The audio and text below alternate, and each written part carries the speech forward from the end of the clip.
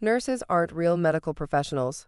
We only want doctors and executives at Christmas dinner this year, my brother announced over speakerphone as I stood in the cardiac unit, holding the heart of a 12-year-old boy in my hands during emergency surgery. The irony wasn't lost on me that I was literally saving a child's life while being told I wasn't professional enough to pass the mashed potatoes. The real question wasn't whether I'd show up anyway. It was whether they'd survive what happened when I did. The heart began beating again under my careful manipulation, and Dr. Patel nodded at me with relief as we continued the complex repair. "Beautiful work, Stanton. Don't know what we'd do without you." I couldn't respond verbally. My focus was absolute, my hands steady despite the fury building in my chest.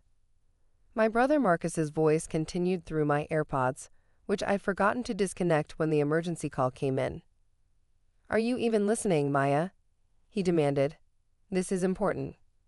The Caldwell family has an image to maintain now that I'm partner at the firm. We can't have you showing up in your scrubs talking about bedpans and blood. It's embarrassing." My surgical assistant, James, must have seen something in my eyes because he reached over and double-tapped my AirPod, ending the call. "You okay, Chief?"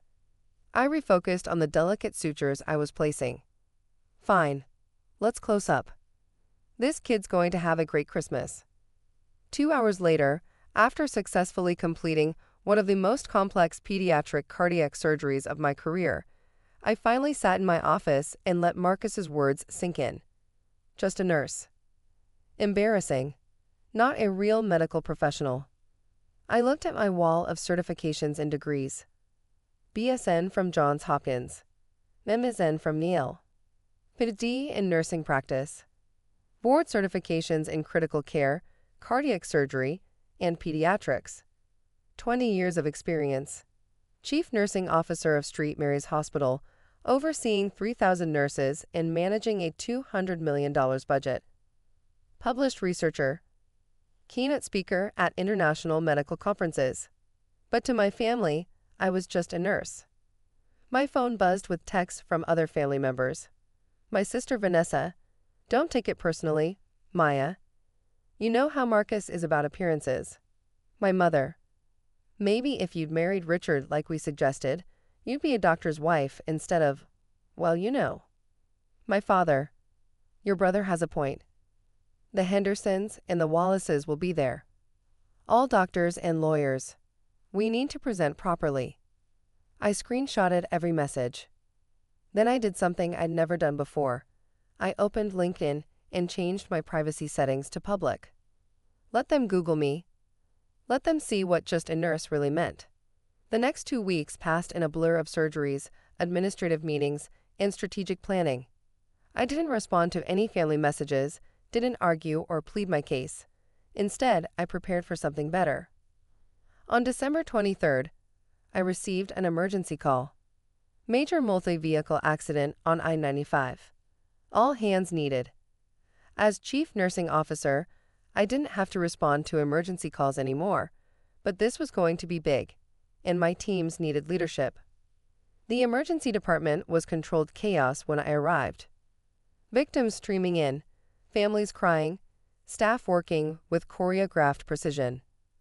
I jumped into triage, assessing and directing, when I heard a familiar voice screaming, "I need a doctor, not a neurologist. Get me a real doctor." I turned to see my brother Marcus being wheeled in on a gurney, his designer suit torn and bloody, his left leg bent at an unnatural angle. Behind him, my father limped in with a gash on his forehead, and my mother clutched her arm against her chest. The family Christmas party. They'd been driving to the Hendersons' estate when the accident happened. I stepped back, letting my staff handle them initially. Professional distance, I told myself, though my hands itched to help despite everything. "Where's the doctor?" Marcus continued to shout. "I don't want some incompetent nurse touching me. I'll sue this entire hospital." Dr. Harrison, our head of emergency medicine, appeared at my shoulder. "Want me to handle your family, Chief?" "Follow protocol," I said evenly. "They're patients, nothing more." But then I saw her, my sister Vanessa's 8-year-old daughter, Lily, being carried in by a paramedic. Unconscious. Pale. Blood in her golden hair. Traumatic head injury. The paramedic called out. 8-year-old female. Unresponsive. Possible internal bleeding. Everything else faded away. I moved without thinking, my hands already assessing before I'd even reached her. Get me a pediatric trauma kit. Set up or 3. Call surgery. Tell them we're coming up hot. Maya? Vanessa's voice cracked as she stumbled in behind her daughter. Maya, please. Save her. Please. I met her eyes briefly. I've got her. The best surgeon, Vanessa sobbed. Get the best surgeon. Money's no object. You're looking at her, James said as he appeared with the trauma kit. Your sister's the best we've got.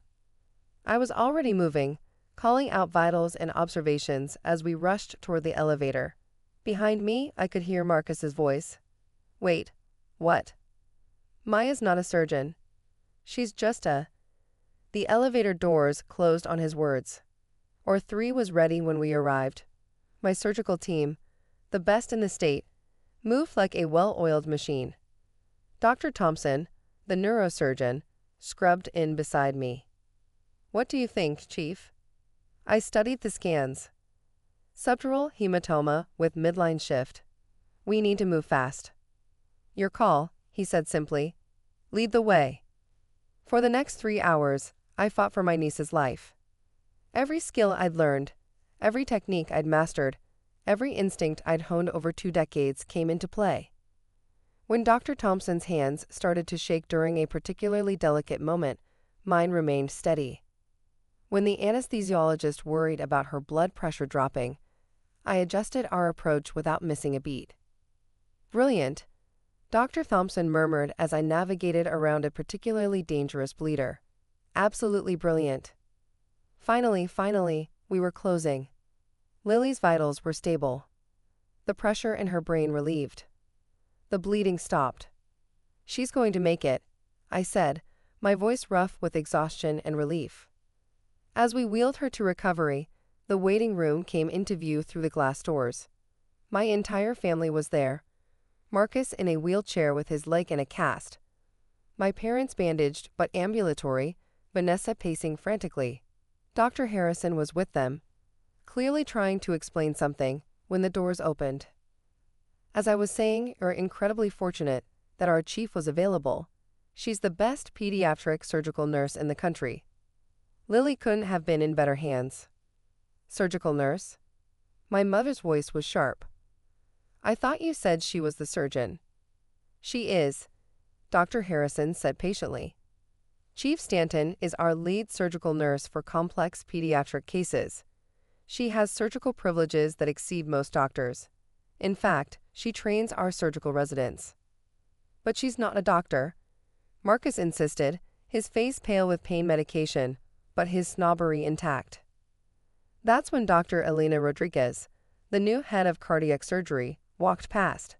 She stopped dead when she saw me. Chief, what are you doing here on your night off? She turned to my family with a warm smile. Is this your family? You must be so proud. I've been trying to recruit her to Johns Hopkins for years. Best surgical nurse in the game.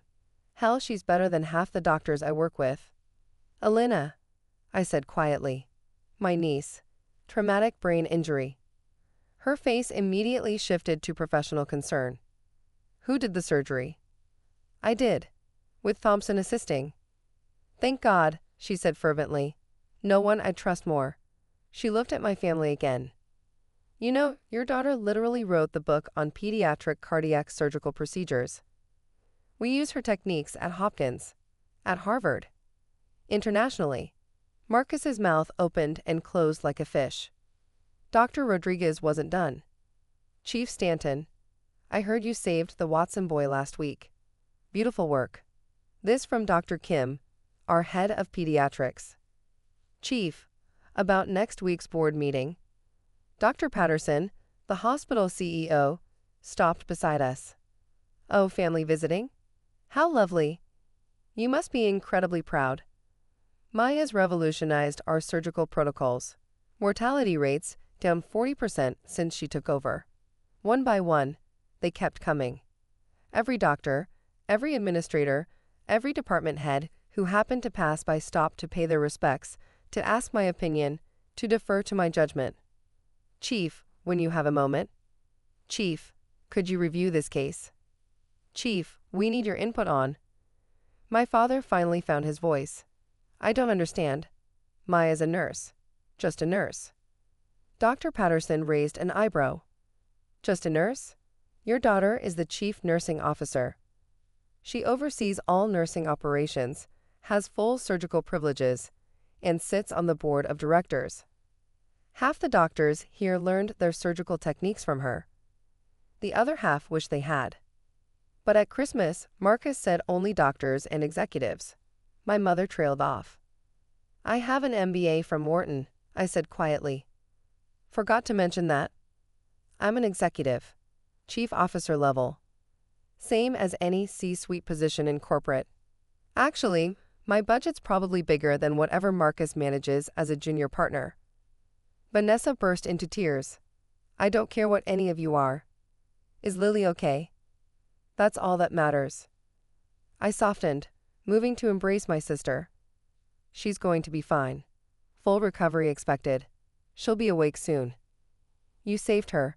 Vanessa sobbed into my shoulder. You saved my baby. Just doing my job, I said. You know, the job that's too embarrassing for Christmas dinner.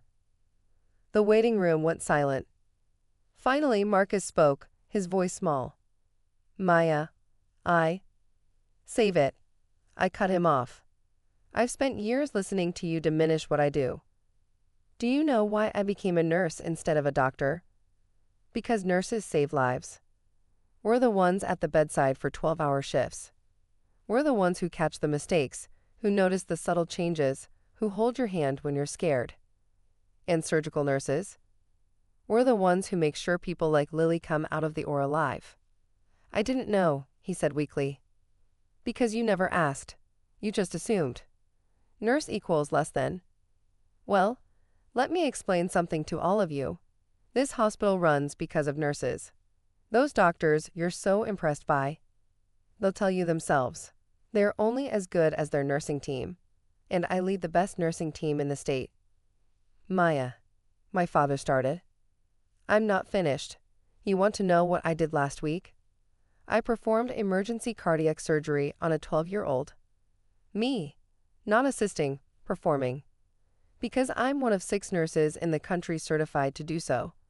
The week before that, I presented at the International Medical Conference in Geneva. Next month, I'm testifying before Congress about healthcare reform. I looked at each of them in turn. But sure, I'm just a nurse.